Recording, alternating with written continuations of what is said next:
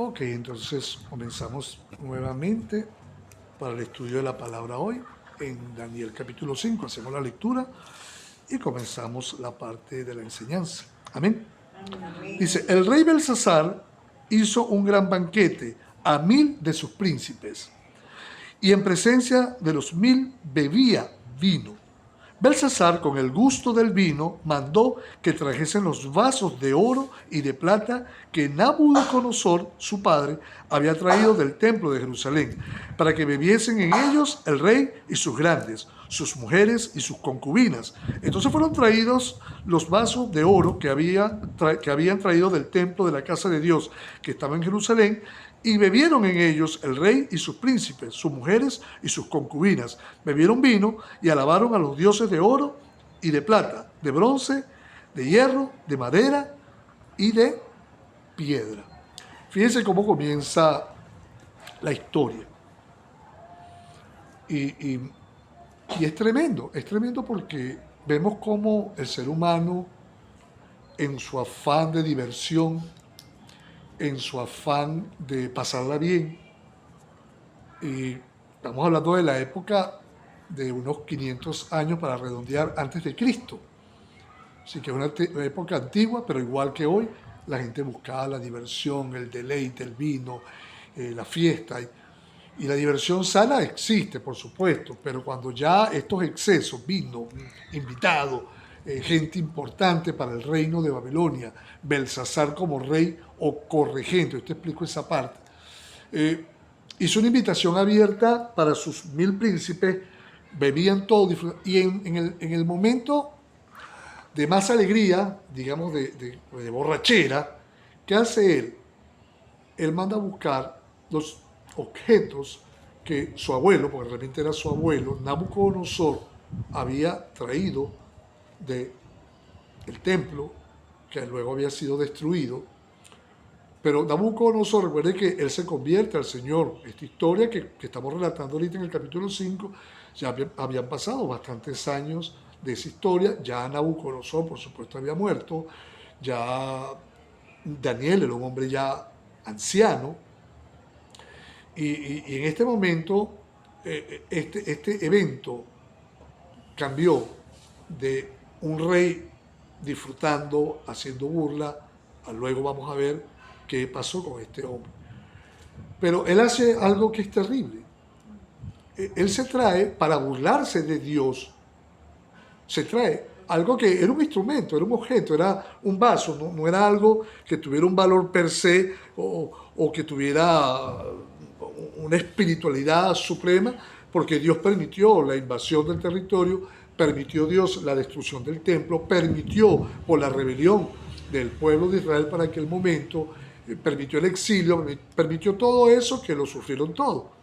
Pero había algo que Belsasar sabía, que su abuelo, Nabucodonosor, había reconocido la grandeza de Dios y había guardado esos objetos, había guardado esos utensilios. No quiso exponerlos e ir más allá. Y Dios tenía un plan para con eso. Y recuerde algo que bíblicamente, cuando se habla de los objetos que Dios consagró, vamos a usar el término consagrado nuevamente, que Dios usó para el uso de su obra. Y al él consagrarlo, al él santificar esos objetos, dice que aquello había sido separado, apartado, para el uso exclusivo de la obra de Dios, en este caso dentro del templo. ¿Ven?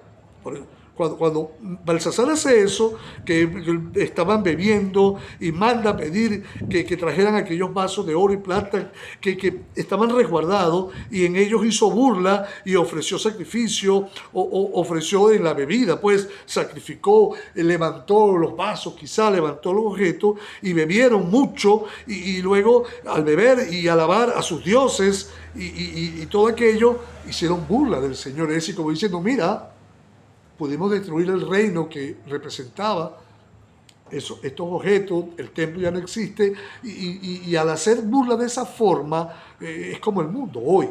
Usted ve que hoy hacen parodia con Jesucristo crucificado, hacen burla del Señor, dicen que eso es libertad, pues que pueden hacerlo, que total Dios no puede hacer nada. Y no se dan cuenta que ciertamente muchas veces la iglesia del Señor, lamentablemente en esta mundanalidad, ha caído en excesos también. Y entonces ellos hacen parodia para burlarse del Señor, burlarse de la iglesia, pero eso no es del agrado del Señor. Por más que ellos quieran pretender que eso no va a pasar nada, hay cosas que pasan.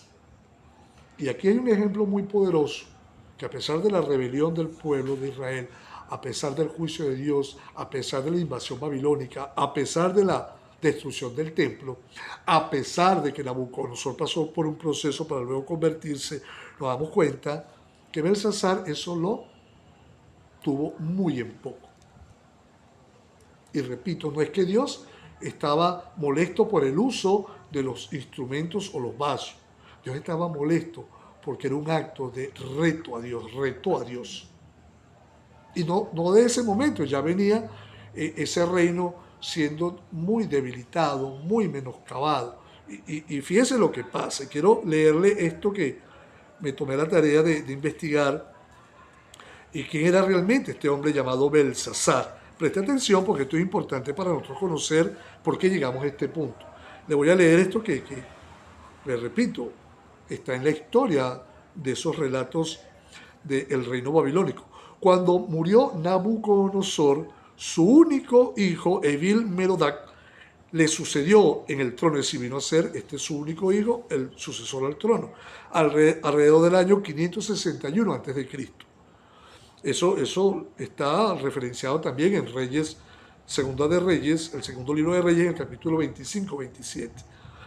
Este hombre llamado Evil Merodach fue asesinado por Nergal Sarecer, quien se había casado, era su cuñado, pues, con una de las hijas de Nabucodonosor, era el cuñado, y lo mató para quitarle el reino.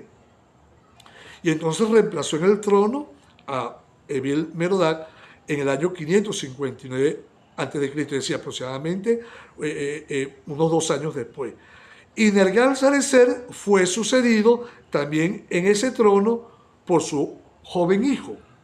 Es decir, que este hombre mató al heredero original, lo reemplaza y su hijo hereda o lo sucede en el trono, que reinó solo unos pocos meses porque también fue asesinado.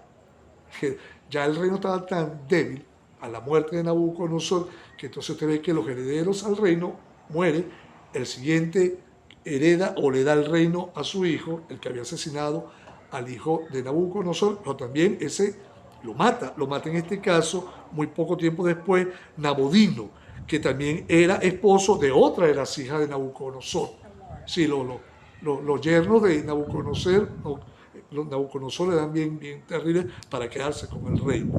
Este Nabodino entonces, al matar a este hombre, queda como el último gobernante del reino babilónico.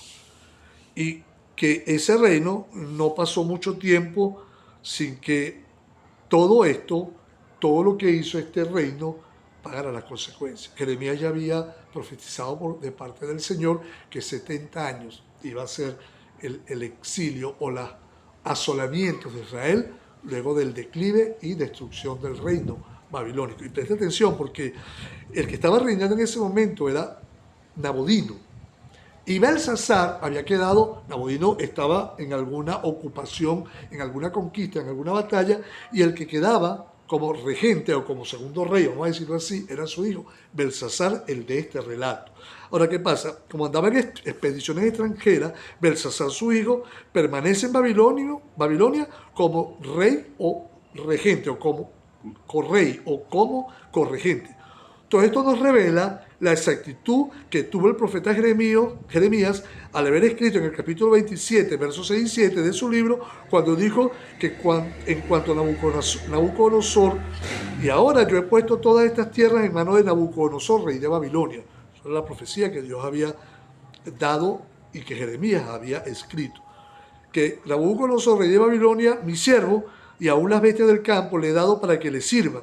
Todas las naciones le servirán a él, a su hijo y al hijo de su hijo, es decir, a su nieto, porque era el nieto de Nabucodonosor, que quedaba ahí, en este caso, Belsasar.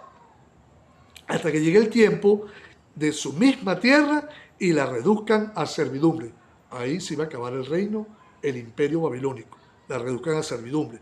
Muchas naciones y grandes reyes. En otras palabras, el reino de Babilonia duraría a través del reino de un hijo y de un nieto de Nabucodonosor, y entonces el reino de Babilonia, como el reino de la cabeza de oro de la imagen que vio Nabucodonosor y que le relata y le explica de parte de Dios a Daniel, llegaría a su fin. Estos fueron pues los antecedentes del rey Belsasar. Se da cuenta que Dios tenía una sentencia para ese reino, y aquí este hombre terco, necio, joven, posiblemente joven, digamos, cumplió la última etapa de la profecía al hacer este acto de rebelión, de rebeldía y de burla al Señor. Ahora vamos a seguir aquí leyendo a partir del verso 5. En aquella misma hora aparecieron los dedos de una mano de hombre que escribía delante del candelero sobre lo encalado de la pared del palacio real. Y el rey veía la mano que escribía. Entonces el rey palideció y sus pensamientos lo turbaron y se debilitaron sus lomos y sus rodillas daban la una con la otra. El rey gritó en alta voz que hiciesen venir magos, caldeos y adivinos, y dijo el rey a los sabios de Babilonia: cualquiera que lea esta escritura y me muestre su interpretación será vestido de púrpura y un collar de oro llevará en su cuello, y será el tercer señor en el reino. Entonces fueron introducidos todos los sabios del rey, pero no pudieron leer la escritura ni mostrar al rey su interpretación. Entonces el rey Belsasar se turbó sobremanera y palideció, y sus príncipes estaban perplejos. La reina realmente era la abuela, la que había sido esposa de Nabucodonosor, ya bastante anciana. Eso lo relata la historia y los historiadores que quedaron reseñados. No era la esposa del rey, sino la reina, porque quedaba ese vestigio o ese título en la que había sido la esposa de Nabucodonosor. La reina, por las palabras del rey y de sus príncipes, entró a la sala del banquete y dijo: Rey, vive para siempre. No se turben tus pensamientos, ni palidezca tu rostro. En tu reino hay un hombre en el cual mora el espíritu de los dioses santos. Y en los días de tu padre, le dice padre porque realmente era el abuelo, pero esa era la costumbre, de tu padre se halló en él luz e inteligencia y sabiduría, como sabiduría de los dioses, al que el rey Nabucodonosor, tu padre, oh rey, constituyó jefe sobre todos los magos, astrólogos, caldeos y adivinos, por cuanto fue hallado en él mayor espíritu y ciencia y entendimiento para interpretar sueños y descifrar enigmas y resolver dudas. Esto es en Daniel, el cual el rey puso por nombre Belsasar. Llámese pues ahora a Daniel y él te dará la interpretación. Fíjense, aquí es bueno, vamos a decir, entender por qué Daniel no estaba ahí. Lo hicieron venir, ¿verdad? Ya Daniel era un hombre ya bastante anciano, quizá había cambiado desde Nabodino, pasando ahora por Belsasar, una cantidad, y con todo lo que ocurrió, asesinatos, peleas para llegar a este momento, vamos a decir, fue decreciendo o fue debilitándose el reino. Ya venían los medopersas avanzando, y le explico algo, y es bueno saber lo que la historia relata, que Nabodino también, al salir a hacer alguna expedición, al buscar algunos acuerdos, era porque la invasión medo-persa estaba muy cerca, una amenaza grande. Pero Belsasar se sentía tan confiado y tan seguro en su reino, primero porque las murallas de Babilonia eran gigantescas, extremadamente anchas. Algunos dicen, no sé si de verdad, ¿no? Tendrían algunos relatan más de 40 metros de altura. Otros dicen, pero póngale que hayan tenido 10, 20 metros, era algo duro, inexpugnable. Normalmente para la época bíblica, de esta época, se puede pensar que sí. Babilonia era un reino muy rico, muy poderoso y muy apetecible de ser conquistado. Y sí, algunos dicen que tenía hasta 45 metros de altura, 45 metros de altura, y que tenían una anchura de 5 metros de ancho, es decir, que eran unas murallas formidables, construidas de ladrillo. Era algo, no cualquiera podía invadirla. Y aparte de eso, ellos habían hecho unos canales internos porque habían desviado el río Éufrates para digamos, que cualquier sitio, cualquier invasión, se le hiciera a ellos la vida normal internamente y combatir y defenderse desde lo interno. Lo que no contaba Belsasar, que ya los medos habían hecho una labor de ingeniería y habían, vamos a decir, desviado ese curso de entrada del río, ese canal que habían ellos hecho los babilónicos para surtir de agua dentro, habían, vamos a decir, puesto un dique bajo el agua y por debajo, donde el agua entraba a la ciudad, fueron entrando los soldados, los ejércitos medo-persas. El rey estaba de fiesta, seguro, confiado, haciendo burla del Señor, pasando mucho tiempo bebiendo en una gran borrachera con sus príncipes, las mujeres, y como él estaba tan seguro que nadie los iba a invadir, así muchas veces el enemigo socava, la gente se siente segura y luego destruye, y más cuando hace burla del Señor. Y por eso él estaba tan tranquilo hasta que ocurre este evento, donde ve una mano escribiendo. Manda a buscar los magos, los inteligentes, pero ya Daniel no estaba ahí, lo tenían alejado, fuera del reino. Pero esta mujer, en un acto de reconocimiento y de, digamos, recordatorio, recordó y le recordó al rey que había un Daniel, que su papá, o su abuelo en este caso, lo había nombrado en un alto cargo porque era un hombre de Dios, era un hombre respetuoso, un hombre que había servido a su abuelo, y que lo hiciera venir, porque era un hombre entendido en visiones, entendido en revelar enigmas, cosas así. Y bueno, ahí está, por eso tu papá lo tuvo en confianza, o tu abuelo en este caso, y hazlo venir.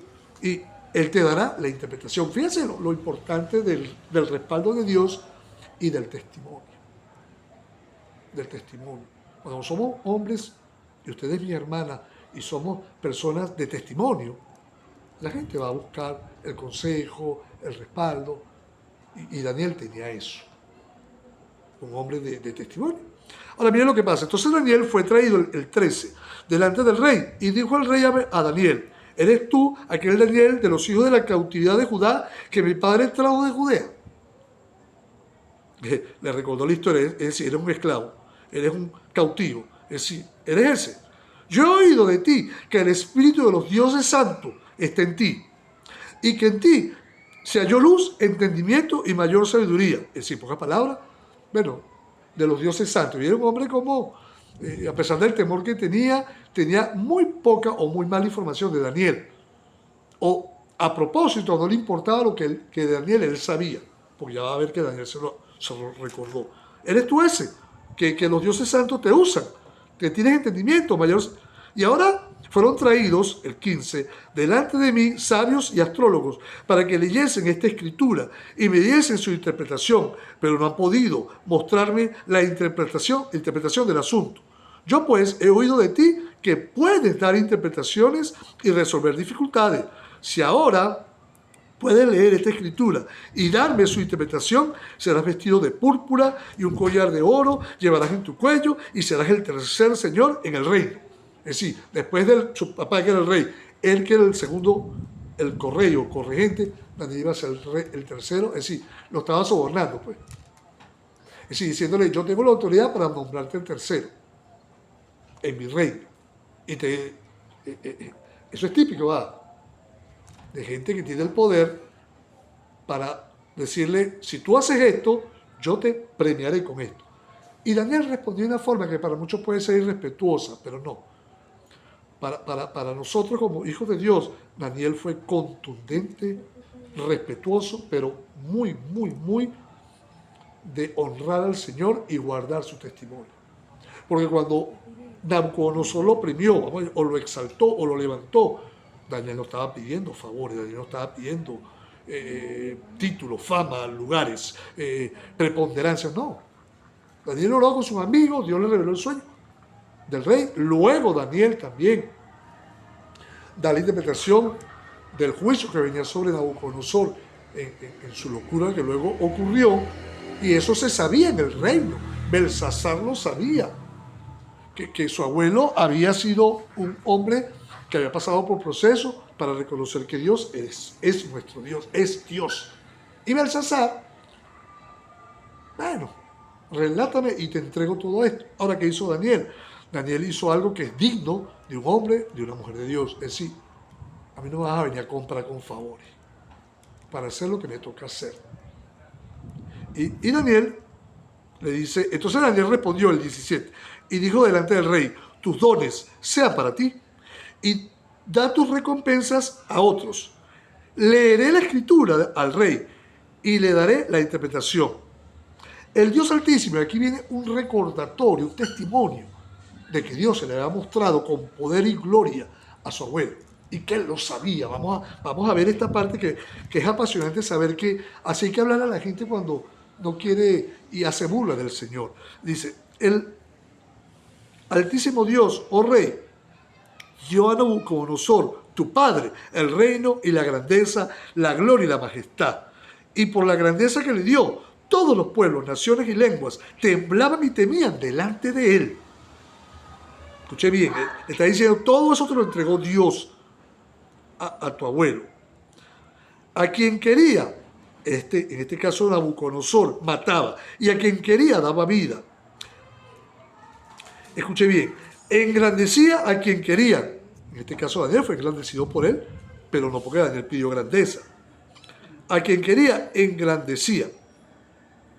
Y a quien quería, humillaba. Mas cuando su corazón se ensoberbeció, se llenó de soberbia, de orgullo, y su espíritu se endureció en su orgullo, fue depuesto del trono de su reino y despojado de su gloria. Y fue echado entre los hijos de los hombres, y su mente se hizo semejante a la de las bestias, y con los asnos monteses fue su morada. Hierba le hicieron comer como a buey, y su cuerpo fue mojado con el rocío del cielo, hasta que reconoció que el Altísimo Dios tiene dominio sobre el reino de los hombres, y que pone sobre él al que le place. Y tú, su hijo Belsasar, no has humillado tu corazón sabiendo todo esto. Escuchó bien, ¿verdad? Sabiendo todo esto, sino que contra el Señor del cielo te has ensoberbecido e hiciste traer delante de ti los vasos de su casa, y tú y tus grandes, tus mujeres y tus concubinas bebiste vino en ellos. Además de esto, diste alabanza a dioses de plata y oro, de bronce, de hierro, de madera y de piedra, y que ni ven, ni oyen, ni saben, y al Dios en cuya mano está tu vida, y cuyos son todos tus caminos, nunca honraste. Terrible, ¿verdad? En la cara del rey. Miren la autoridad que tenía Daniel. Le pudo haber dicho, bueno, no puedo decir esta cosa, como al principio se acuerda cuando leímos el capítulo pasado, cuando el rey tuvo ese sueño tan extraño de un árbol luego cortado, y era el rey, ¿verdad? Y oye, rey, que ese sueño sea para tus enemigos. Oye, rey, dice que por más de una hora Daniel estuvo turbado. Oye, este sueño está muy terrible, ¿cómo se lo cuento al rey? Sin embargo, se lo contó, ¿verdad? Pero aquí la cosa cambió. Un hombre haciendo burla, un hombre menospreciando, que sabía, porque usted le dijo conmigo que Daniel le dijo en su cara, y tú sabías todo esto, el proceso que vivió tu abuelo, cómo Dios lo sostuvo en el reino hasta que se ensoberbeció, se llenó de orgullo, de jactancia, y Dios lo cortó, y luego Dios lo restituyó, y él reconoció que el único Dios verdadero es ese Dios al cual tú has hecho burla, al traer los vasos delante de tus amigotes, vamos a decir ese término, emborracharte y, bueno, pretender que Dios se va a quedar quieto.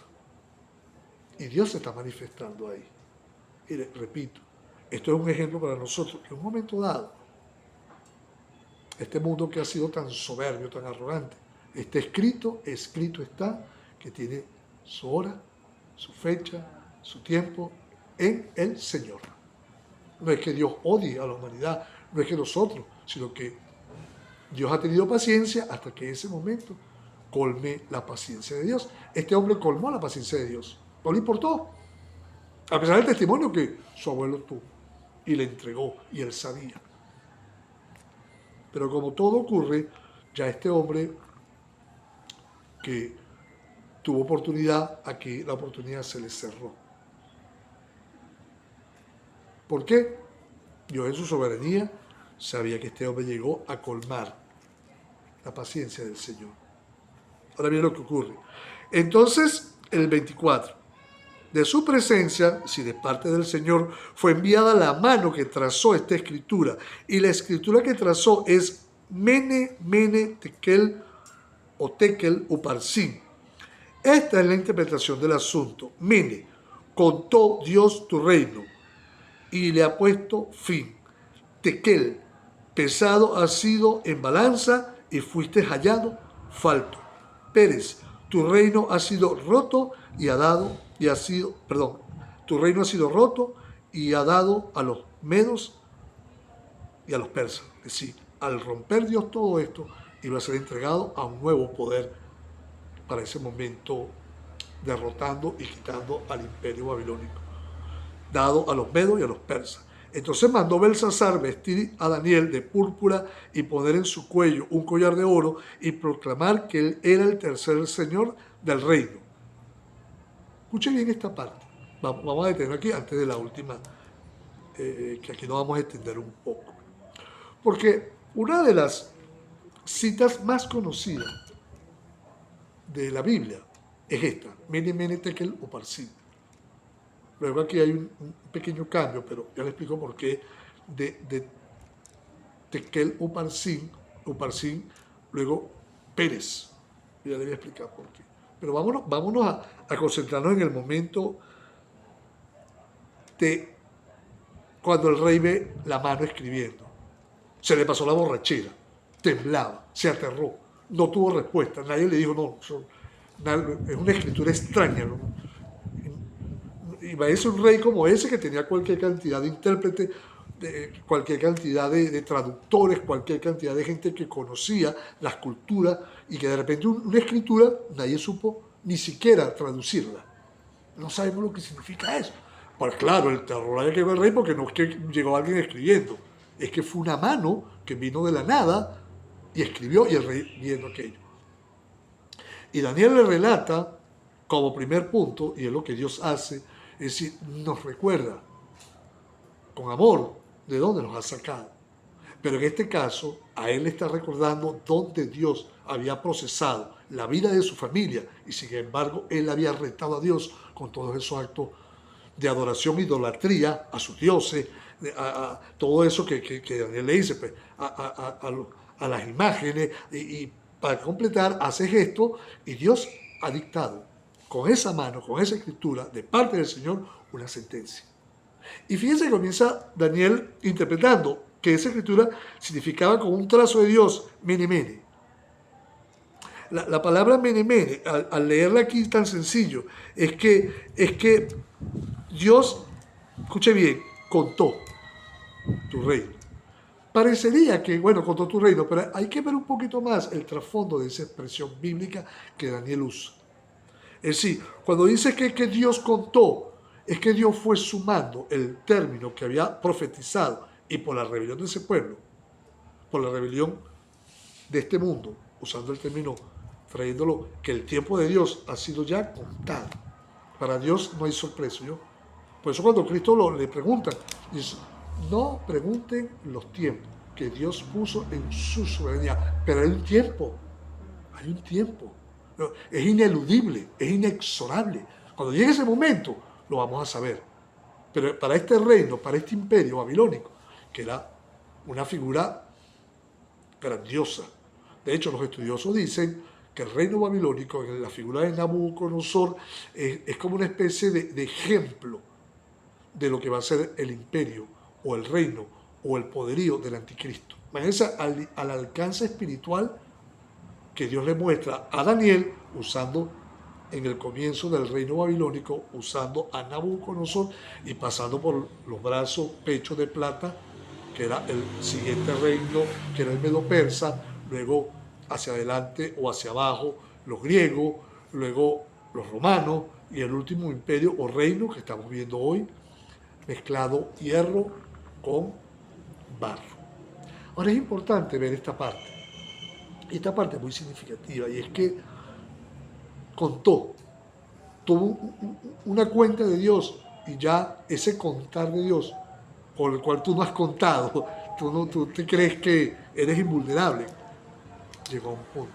Mire, Dios que quería mostrarle que ese momento donde Dios le estaba mostrando a toda esa generación, a todos esos príncipes, a ese reino, que Dios, al contar Dios ese reino, le ha puesto, llegó, como decir, pues, decimos en criollo, pues, eh, llegó tu hora, pues, o no hay más tu tía, o hasta aquí llegaste, hasta aquí, es decir, se acabó. Llegó el fin, pues, de tu reino. Imagínense, para un hombre que era tan arrogante, tan soberbio, que se creía invulnerable, que su reino era eterno, decirle en ese momento a Daniel, que el ejemplo de su abuelo, y ahora él, que el reino se acababa. Entonces, se imagina por un momento a un hombre atribulado, asustado, tembloroso, viendo una manifestación tan terrible, que le digan, contó Dios tu reino, y llegó el fin. Luego, lo segundo es también muy significativo. Mene, mene, es decir, luego tekel, es decir, mene, mene, tekel. Es decir, como que mene, mene, es decir, dos veces reafirma, contó, es decir, que es una cuenta que llegó al final. Y luego, tekel, es decir, el tekel es una pesa, una balanza. Dios balanceó, pesó esa en balanza y tú, tu reino, tu generación ha sido hallado falto. Es como cuando Dios dice la palabra del Señor que Él ve los corazones, Él pesa, Él evalúa los corazones, Él ve las actitudes, Él conoce el corazón de los seres humanos, ¿sí o no? Y en este caso, a Dios nadie lo engaña, nadie le puede disimular o mentir o hacer ver, no. Él sabe, y cuando dice aquí la palabra de Dios ha sido pesado, es decir, que ya llegaste a un punto donde ya no tienes peso específico, ya tu vida llegó a un punto ya vacía, sin honor, ya ni siquiera pudiste reconocer la grandeza del Dios que tu abuelo sí reconoció, y aquí vienes a un punto donde ya se acabó, y le quedaban horas de vida a este hombre, horas. Así que no estamos hablando de que Dios estaba menospreciándolo en ese momento, es que ya venía este reino haciendo cosas como el mundo hoy, que llegó a un punto donde ya Dios, la balanza se inclina, el peso del pecado, y ya, como dice la palabra, el grito llega al cielo. El implorar, Señor, ¿hasta cuándo? ¿Ve? En este caso, pesado, balanza, fuiste hallado, falto. Y aquí hay un cambio de palabras. Pérez. Tu reino ha sido roto. La palabra Pérez es quebranto o quebrantamiento. Ha sido quebrantado. Pero ¿por qué aparece primero Uparsin y en la traducción o en la expresión de Daniel usa Pérez? Porque en la expresión Pérez está usando la forma singular. Uparsin es plural. Es decir, quebrantados han sido. Quebrantamiento viene a todo este reino. Pero apunta directamente el Uparsin a el reino, pero en el caso de Pérez es diciendo en la cara, en singular, a Belsasar, a ti, que te atreviste a hacer toda esta arrogancia, toda esta soberbia, haciendo burla del Señor. ¿Se da cuenta? Así que era un juicio de Dios directo al reino, pero también a este hombre Belsasar. Y le dice, como es una figura donde venía un quebrantamiento, una división del reino, y que de esa forma Babilonia iba a ser dividida entre los medos y los persas. Luego los persas se levantaron aún con más poderío, y vemos que aquí el relato bíblico nos dice a nosotros, de manera que la historia compruebo yo, los historiadores comprobaron que eso ocurrió fidedignamente, que no fue que, como muchos dicen, que unos 300 años después de este relato que Daniel vivió ahí, estuvo ahí, ya anciano. Dicen que no, que la figura de Daniel no existió, que eso lo escribieron luego de muchos años, que se valieron de ciertos relatos, ciertas historias, pero siempre van a buscar la mentira, el engaño, el tergiversar la palabra, menospreciando la real historia. Pero luego los mismos historiadores, la misma arqueología, Dios ha permitido que se sepa la verdad, que Daniel fue un personaje real, que estos relatos están documentados en la historia y que ocurrió tal cual. La invasión medo-persa ocurrió.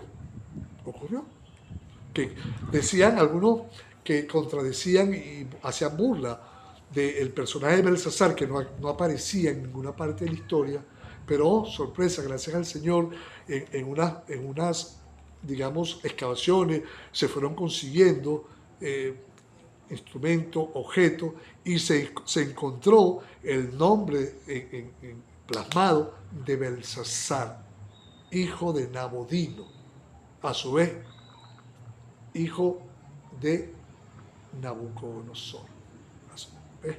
Y aunque Nabodino era yerno, ¿verdad? Pero por línea se dejó plasmado en los registros que su hijo, en este caso Belsasar, su nieto, su yerno, estaban ahí. Así que el nombre de Belsasar, que los burladores decían que no existía, que era mentira, sí existió. Belsasar sí existió. Y existió la invasión, existió la forma como murió Belsasar. Y aquí le dice el Señor de parte, y la escritura fue de parte del Señor, y la interpretación Dios se la da a Daniel, que fuiste contado, fuiste pesado, y quebrantamiento viene a tu reino, pero a ti en especial. Porque cuando un invasor entraba en las épocas que estamos relatando aquí de la historia bíblica, al primero que buscaban era ¿quién? A la cabeza, al rey. Nabodino no iba a estar. Nabodino luego, por supuesto, iba a entregar y a ser derrotado y también a ser muerto. Pero vemos que el que estaba ahí reinando era Belsasar, ¿verdad? Y le dice, hoy. Ahora imagínense por un momento una sentencia como esa, que este hombre tembló, se asustó, y este hombre de repente le dice, bueno, denle ahí lo que le ofrecí. Pónganle el collar, háganlo vestir de púrpura, del ropaje real, de importancia, pónganle en su cuello un collar de oro y hagan proclamar que él es el Señor tercero o el tercer Señor del reino. En pocas palabras, ya va. Esto es extraño, ¿va? Porque me hago una pregunta yo. Si este hombre estaba aterrado, le dice lo que significaba eso, oye, debió decir, oye, esto está terrible. Hemos sido evaluados, he sido pesado, he sido hallado falto y el reino va a ser roto y dado a los medios de los persas. Él sabía que venía un ejército poderosísimo mezclado con dos naciones, medos y persas, a la cabeza ya de ese reino, Darío. A mí me dice algo extraño aquí de que este hombre no lo creyó, no le importó. Bueno, ok. Pero a la vez no lo creyó la invasión, pero sí le quedó aquello de que, oye, el hombre relató la escritura. Y como relató la escritura, es extraño, ¿eh? Algunos, estudiando el caso de Nabucodonosor, y en este caso Belsasar, parecería que Belsasar también tenía su toque de locura. Dios le dio la oportunidad a Nabucodonosor levantarlo, pero a Belsasar no. Porque parecería contradictorio y parecería injusto que Dios sí le da oportunidad a Nabucodonosor, pero a Belsasar no. ¿Sabe por qué? Porque este hombre había colmado la paciencia de Dios. Y todavía oyendo ese relato, si él ha dicho, oye, Daniel, me arrepiento de lo que hice, está bien, ya, si viene un quebrantamiento y yo en lo personal voy a ser quebrantado, si el reino llegó al fin, oye, pero era tal la soberbia, tal la arrogancia, que él se pensaría y se diría a sí mismo, imposible que mi reino caiga, imposible que este poderío se vaya. ¿Tú no has visto que hay gente que cree que es imposible que suceda X o Y porque se consideran invulnerables, se consideran que como ese relato, pero algunos dicen que no fue verdad, que eso no fue así, pero supongamos que sí fue verdad. que los constructores del Titanic, cuando zarpó, el constructor o el dueño del barco dijo, ni Dios lo hundirá. Algunos dicen que fue algo que no fue verdad, pero supongamos que ya ha ocurrido. O el otro relato que también dice que no fue verdad, que aquel famoso cantante de aquella famosa banda llamada Los Beatles, que se llamaba, fue luego muerto, asesinado en Nueva York, John Lennon dijo que ellos eran más grandes que Jesucristo, más famosos que Jesucristo. Luego, de verdad que no me he tomado la tarea a investigar eso si fue verdad o no. No dicen que sí, que lo dijo en una entrevista muy famosa, y lo hizo con concierto. Pero total, el punto es que se ha ocurrido en la historia gente muy arrogante, gente muy soberbia, que piensa que retando a Dios pueden ellos salir airosos. Y hay ejemplos, donde ni Dios podrá, según personas. Y es lamentable porque Belsasar es un ejemplo terrible de la arrogancia y soberbia cuando escucha la sentencia y sin embargo dice, vístanlo, pónganle el collar, denle el título que le ofrecí y ya, se acabó. Parecería que este hombre, y es lo que podemos intuir, quería seguir su vida normalito. Oye, se le olvidó que vio una mano escribiendo, vio un portento, algo glorioso, terrible, que no era, o era normal eso. Quizá la gente hoy puede ver una señal así y usted ve que al rato siguen haciendo lo mismo. Pero bueno, si Dios se te manifestó, si Dios te permitió una oportunidad, una nueva oportunidad, ¿sí? Y la gente no se da cuenta. Porque el mundo anda buscando señales. Esa es la vida que los griegos buscan conocimiento, sabiduría. El aspecto del relato bíblico así dice. Y los judíos señales. Es lo que. Pero ¿qué busca el Señor? Un corazón arrepentido, un corazón genuino. Cuando hablo de griego, estoy hablando de esa condición del que no es, sino solamente quieres conocer, racionalizar todo, que todo tenga sentido para él. Cuando algo no tiene sentido, no. Hacía algo sorprendente que lo dejó en una pieza. No, pero eso fue que yo me lo imaginé. O los que son religiosos quieren es señales, palpar, señales, ver, ajá. Y Dios les muestra las señales, sin embargo, no, pero es que, ¿se da cuenta? Que el mundo nunca va a ser complacido. Los religiosos nunca van a sentir complacencia. Solo en Cristo Jesús nos deleitamos en el Señor, sin esperar, sino simplemente, Señor, que se cumpla tu palabra. Y aquí se va a cumplir la palabra que le lanzaron a este hombre. Pero este hombre lo tomó de lo más. Dice que, ok, vístanlo, pónganle el collar, proclamen que, y ya está, se acabó.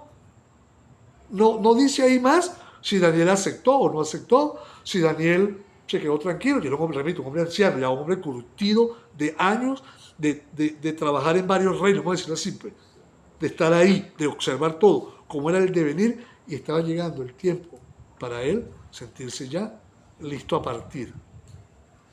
Ya Daniel se sabía que nunca de joven renunció al Señor, menos ahora de anciano, ¿verdad? Y mira lo que ocurre para ir culminando. La misma noche, ¿está escuchando? La misma noche fue muerto Belsasar, rey de los caldeos.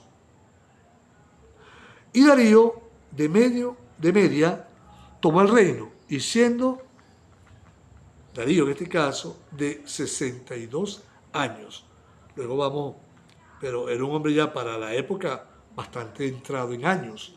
Era extraño que un rey tan viejo, vamos a decirlo así, pues, tenía ese poder para conquistar. El caso, de verdad, que Darío, uno de esos casos de la historia, que un arrojo y una fortaleza. Pero usted se da cuenta que esa misma noche, sí que estamos hablando de un hombre que escuchó la sentencia de Dios horas antes de su muerte, no creyó. ¿Cuánta gente Dios le da una oportunidad y después usted se entera, oye, partió sin Cristo? Este hombre dice que esa noche entraron esas fuerzas enemigas, usaron esta estrategia de desviar el río por el mismo canal que el agua del río entraba y surtía de agua a la ciudad. Por ahí se metieron los ejércitos, y cuenta la historia que era tal la confianza de ese reino que ni los soldados que estaban de vigilancia pendiente. Era tal la fiesta, era tal el derroche, era tal la seguridad que sentían. El rey ahí, primero con esos 1000 príncipes y todas las concubinas, era tal que solamente era pararse al Dios permitir ese evento de una mano escribiendo en la pared. Y ahí se quedaron petrificados. Y sin embargo, oye, nadie estaba alerta. Cuenta la historia que los soldados, la primera avanzada del ejército medo-persa, fueron entrando, tomando lugares, tomando posiciones, matando a los que estaban, y ahí fueron avanzando y metiendo en una ciudad que era gigantesca, metiéndose y metiéndose y metiéndose a la calladita, pues. Fue algo muy bien planificado, fue algo muy bien preparado, algo estratégicamente y con una inteligencia para tomar control de ese reino. Y esa misma noche acabaron con la vida de ese hombre. Tomaron el reino por asalto, pues. Rápido, fulminante. Y ahí se acabó el reino babilónico. Uno nada más tiene a pensar que dice la Biblia luego cuando se nombra nuevamente, y hay más expresiones para comentar de Babilonia, pero cuando se habla del fin del reino espiritual de Babilonia, tenemos que irnos a Apocalipsis, donde ha caído la Babilonia, la espiritual, pero también la Babilonia que todavía se mantiene en el mundo de la política, de la estructura de gobiernos, de la idolatría, de todo eso que traspasó el reino medo-persa, por supuesto el reino persa, luego el reino griego, luego estamos hablando del reino o imperio romano, y así hasta hoy. Esa estructura espiritual se mantiene y va a caer, donde se sienta esa mujer voluptuosa, soberbia y arrogante para gobernar el mundo. Estamos hablando de la figura de la religión o de las religiones o de, digamos, esa reina babilónica o ese imperio o ese poder espiritual representado en esa mujer. Está hablando de que cayó en ese momento, 500 y tantos años antes de Cristo, y va a caer cuando el anticristo se levante y Dios va a permitir que todo eso, porque Babilonia significa confusión, y es la confusión que hoy el mundo ve, ¿verdad? Este hombre ni siquiera se confundió, oye, ni siquiera lo pensó, y rato después estaba muerto. Se acabó. No hay más recuerdo, no se nombra más, se quedó para el olvido, como dice la palabra. Pero Daniel continuó. Y Darío, que cumplió un propósito, que entró en la ciudad, que conquistó, también vemos que él, más adelante, Darío, luego Ciro, el grande, con Darío también y Ciro hay un debate que de los nombres, que no, pero yo me ciño a la palabra. Y tanto Darío como Ciro fueron personajes bíblicos que existieron. ¿Amén? Pero bueno, vamos a dejarlo para el próximo. Hoy ocupamos un poquito menos tiempo, pero vemos que muy significativo. Y vemos que al final, la palabra de Dios se cumple. ¿Amén? Vamos a dejar pendiente entonces para el próximo miércoles el capítulo 6. Léalo de antemano. Y vamos a culminar por el día de hoy, por la noche de hoy, el estudio bíblico.